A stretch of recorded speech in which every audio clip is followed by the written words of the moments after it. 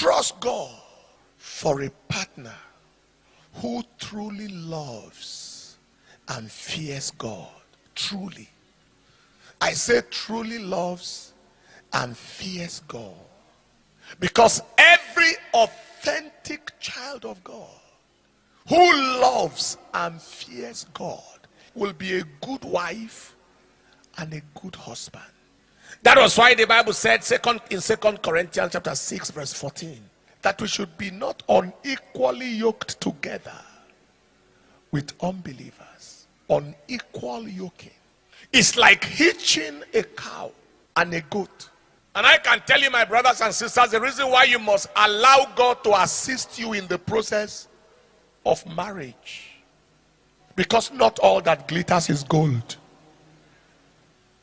You can get a good brother in church, very, very, very humble looking, very, very, very decent looking, looks like a gentleman, but he's a demon on the inside. Am I communicating? Haven't you heard people say, but we met in church? We met in church. We met in church. Oh yes, Satan attends church too. Judas Iscariot was in church. That is why. Do you know that there are many people who pretend to be Christians who come to church? I think I've told you the story before of a man who came to church because he says in his heart, if I go to church, I will find a good Christian lady to marry. All these Jezebels and all these rarage girls on the road, I can't marry any of them. So he packaged himself as a Christian and came to church. A drunkard. Then a lady also came to church. And she said, it's good to get a good churchman to marry. They will treat you well. They will love you. So she packaged herself and pretended that she has changed and came to church. The unfortunate thing was that the two of them found each other.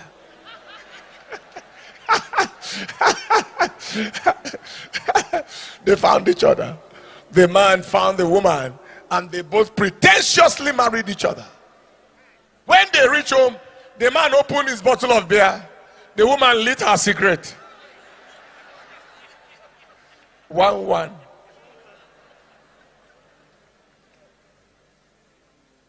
The man said, I thought you were a Christian. The woman said, me too.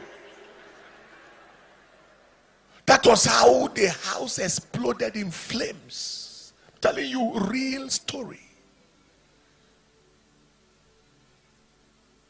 The way a person dress cannot confirm to you that they know God. Even though it's part of it in the long run. I've seen people who have. Do you remember one lady we met some years ago? Without form and void. No makeup, nothing. You remember her? This girl does not know the number of men that she had had relationship with in her life.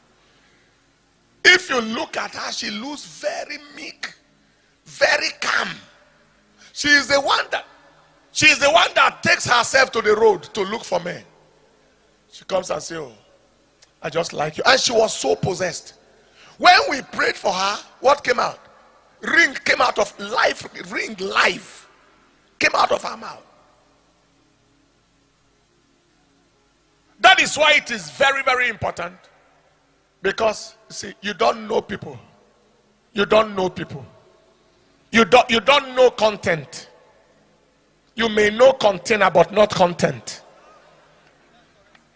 You may know the moment, but not the future. There are people who can behave good today and become devils tomorrow.